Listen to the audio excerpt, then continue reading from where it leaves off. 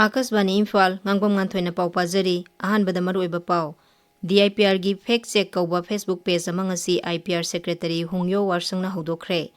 India Med Bibak na hairi lakliba sayol ama asida awang nong poglamdam gi mafam kyada akhagraw yauna nong kana chugani Nongsu Bengal gi ani suba tangka ki bot hadana khibagi sang sadamari pudram 2.8 ama mapan oikhi amasung Madhya Pradesh ta lambi gi kudong thiba thodok amada sinmi 12 sire kunlomna so open nangkhre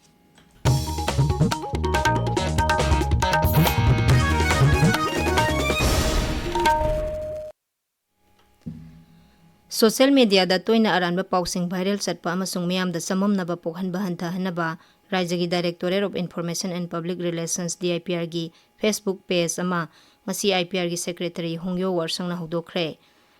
Thoramdu da DIPR gi Director Dr. T.S. Saranjit na hai ngasi hodokliba DIPR gi Manipur Fact Check kauba Facebook page asida social media gi pausing ningthina sumaran thidoktuna asengba pau khaktamak thagat kani Masina aranba pausing na miyam da samamna ba pokhanba du khar makai hantan ba ngamgani magna hai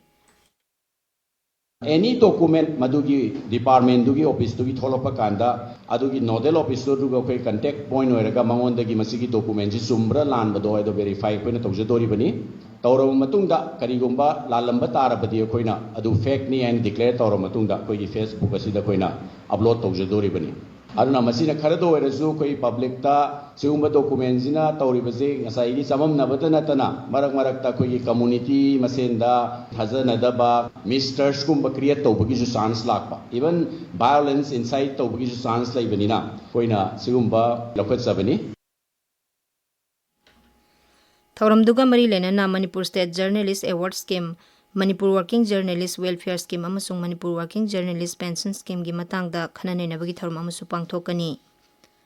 Manipur dagi haj satkadaba miyoising asi Mukhyamantri Yumnam Khemsana Imphal gi International Airport talam thakre thoramduda wangangbada Mukhyamantri na haj jatrik singda asoi angam yaudana santi oina lai khurumba chanaba paujal pikhi lai khurumba chaliba singna Raija sida santi amasung nuksi chanaba puraknaba isor gi mafamda thauni janaba su Mukhyamantri na appeal tawkhi India Meteorological Department na lakliba sayol ama asida awang nongpok Bharat Sub Himalayan West Bengal amasung Sikkim gi mafam kyada khagraw yauna nongkana chugani hairi mafam kharada nungsi sitkani bibag asina hai ngasi Assam Meghalaya Sub Himalayan West Bengal amasung Sikkim gi mafam kyada nongkana chugani awang nongpok Bharat Bihar gi awang nongpok thangba saruk amasung Western Himalayan lamdam natana Lebaki mafam pumbada ngarang sabagi sang Celsius degree nifudagi nifutaruk phawbo oikhi Uttar Pradesh ki Bandada sabagi sang Celsius degree nifu 5.3 yauduna ngarang gi oina khwaidagi saba mafam oikhi National Highway 38 Imphal Jiribam lambida nongda tangai fadana sangba polam sing puba gari 53 ngasi ayuk Jiribam dagi Imphal tamna thorakre aikhoi gi Jiribam paumi ngathem Biswajit na hai gari sing adugi manungda LPG puba gari 12 petrol 18 diesel kun yauri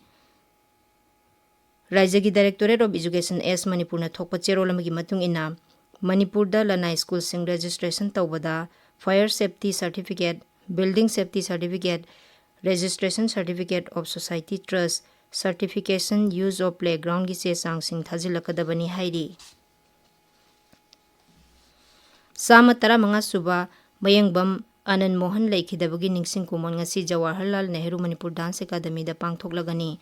Thaurmaduda Lok Sabha MP Dr. Angomcha Bimola Khoijam saruk yagani Iroi sembada laiba College of Agriculture na senduna tha asi kunithoi dagi satharakhiba Art Week ngarang college asida loisinkhre loisinbagi thaurmaduda uchara thaba honglakliba ingasagi khalgi matangda awareness piba amasung mahiroi singda vermi compost sabagi matangda training su pikhi North Eastern Council NEC gi senthang makhada paikhatpa project sing yangsinbagi mifam ama NEC gi member Tenzing Norbu thongdokna sabapati oiduna Arunachal Pradesh ki Pasighat ngarang pangthokre NEC gi member asi Raijadu gi Mikong Khulda Common Facility Center ama sanggabagi thorum yaunaba numinini gi khongchata East Siang Jilla da thongkhibani maki khongchat manungda Sri Tenzing na NEC gi makhada paikhatpa tongan tongan ba project sing MMJ Road College of Agriculture amasung Allied Sciences kamari lenaba JN College and Infrastructure gi Girls Hostel sabagi thabak sing yengsingani ꯃꯤꯐꯝ ꯑꯗꯨꯒꯤ ꯃꯃꯥꯡꯗ ꯃꯍꯥꯛꯅ ꯇꯣꯉꯥꯟ-ꯇꯣꯉꯥꯟꯕ ꯄ꯭ꯔꯣꯖꯦꯛꯁꯤꯡꯒꯤ ꯁꯦꯟꯊꯪ ꯃꯈꯥ ꯄꯤꯊꯔꯛꯅꯕ ꯊꯕꯛ ꯃꯇꯝ ꯆꯥꯅ ꯂꯣꯏꯁꯤꯟꯗꯨꯅ project compliance report ꯑꯃꯁꯨꯡ ꯌꯨꯇꯤꯂꯥꯏꯖꯦꯁꯟ ꯁꯔꯇꯤꯐꯤꯀꯦꯠ ꯄꯤꯈꯠꯄꯒꯤ ꯇꯉꯥꯏꯐꯗꯕ ꯋꯥꯐꯝꯁꯤꯡ ꯐꯣꯡꯗꯣꯛꯈꯤ꯫ ꯑꯁꯥꯝꯗ ꯊꯥ ꯑꯁꯤꯗ ꯆꯠꯊꯈꯤꯕ ꯇꯣꯉꯥꯟ-ꯇꯣꯉꯥꯟꯕ ꯑꯣꯄꯔꯦꯁꯟꯗ ꯎꯜꯐꯥ ꯏꯟꯗꯤꯄꯦꯟꯗꯦꯟꯠꯀꯤ ꯃꯤꯑꯣꯏ ꯑꯃ, ꯑꯣꯚꯔꯒ꯭ꯔꯥꯎꯟꯗ ꯋꯥꯀꯔ 10 ꯑꯃꯗꯤ ꯖꯥꯇꯤꯒꯤ ꯃꯥꯌꯣꯛꯇ ꯊꯕꯛ ꯇꯧꯕꯁꯤꯡꯒ ꯃꯔꯤ ꯂꯩꯅꯕ ꯗ꯭ꯔꯒ ꯂꯂꯣꯟꯕ ꯃꯤꯑꯣꯏ 4ꯁꯨ ꯐꯥꯈꯤ꯫ ꯏꯟꯗꯤꯌꯟ ꯑꯥꯔꯃꯤ ꯔꯦꯗ ꯁꯤꯜ ꯒꯦꯔꯤꯁꯟꯅ ꯁ꯭ꯄꯦꯌꯔ ꯀꯣꯔꯒꯤ ꯃꯈꯥꯗ ꯑꯁꯥꯝ ꯄꯨꯂꯤꯁꯀ ꯂꯣꯏꯅꯅ ꯑꯞꯄꯔ ꯑꯁꯥꯝꯒꯤ ꯇꯤꯟꯁꯨꯀꯤꯌꯥ, ꯁꯔꯥꯏꯗꯤꯌꯣ ꯑꯃꯁꯨꯡ ꯁꯤꯕꯁꯥꯒꯔ ꯖꯤꯂꯥꯗ ꯑꯣꯄꯔꯦꯁꯟ ꯑꯗꯨ ꯆꯠꯊꯈꯤꯕꯅꯤ꯫ ꯚꯥꯔꯠ ꯂꯥꯟꯃꯤꯅ ꯊꯣꯛꯄ ꯆꯦꯔꯣꯜ ꯑꯃꯅ ꯍꯥꯏ ꯚꯥꯔꯠ ꯂꯥꯟꯃꯤ ꯑꯃꯁꯨꯡ ꯑꯁꯥꯝ ꯄꯨꯂꯤꯁꯅ ꯔꯥꯖ꯭ꯌ ꯑꯗꯨꯒꯤ ꯅꯍꯥ ꯀꯌꯥꯃꯔꯨꯝ ꯖꯥꯇꯤꯒꯤ ꯃꯥꯌꯣꯛꯇ ꯊꯕꯛ ꯇꯧꯕ ꯃꯤꯑꯣꯏꯁꯤꯡꯅ ꯔꯤꯀ꯭ꯔꯨꯠ ꯇꯧꯅꯕ ꯍꯣꯠꯅꯕꯗꯒꯤ ꯂꯥꯛꯁꯤꯟꯕ ꯉꯝꯂꯦ꯫ ꯇꯥꯕꯤꯔꯤꯕ ꯄꯥꯎ ꯑꯁꯤ ꯑꯀꯥꯁꯕꯥꯅꯤ ꯏꯝꯐꯥꯜꯗꯒꯤꯅꯤ꯫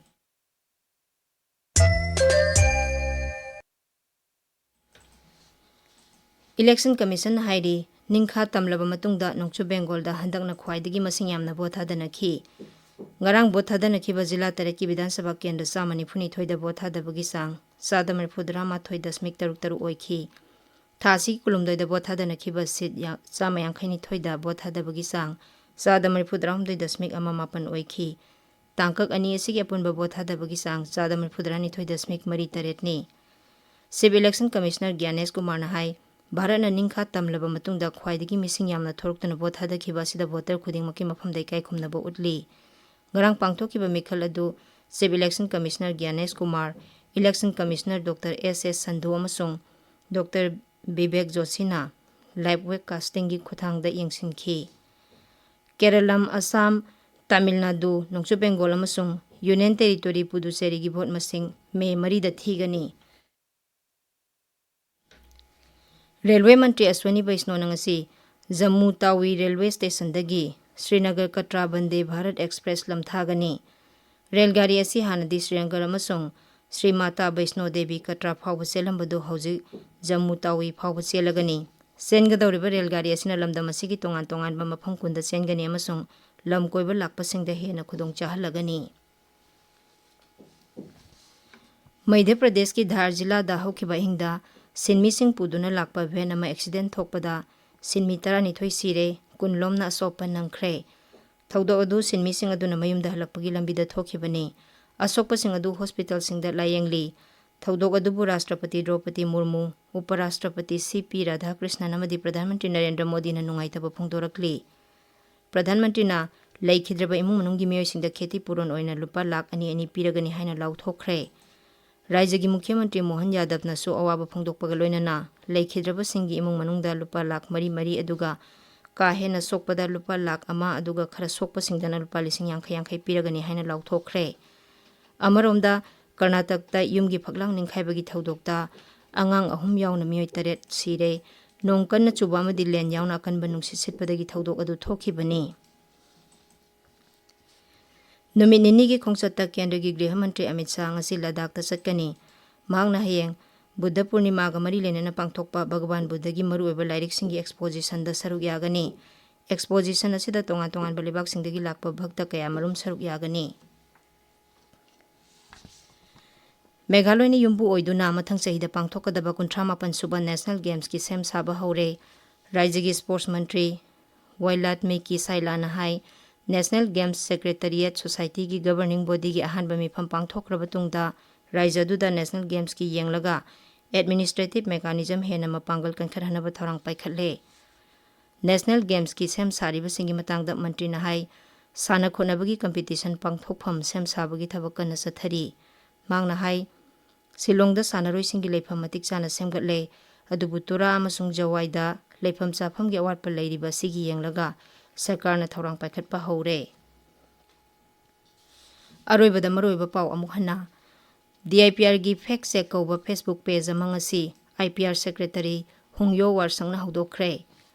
ꯏꯟꯗꯤꯌꯥ ꯃꯦꯠ ꯕꯤꯚꯥꯒꯅ ꯍꯥꯏꯔꯤ ꯂꯥꯛꯂꯤꯕ ꯆꯌꯣꯜ ꯑꯃ ꯑꯁꯤꯗ ꯑꯋꯥꯡ ꯅꯣꯡꯄꯣꯛ ꯂꯝꯗꯝꯒꯤ ꯃꯐꯝ ꯀꯌꯥꯗ ꯑꯈꯥꯛ ꯑꯔꯥꯎ ꯌꯥꯎꯅ ꯅꯣꯡ ꯀꯟꯅ ꯆꯨꯒꯅꯤ꯫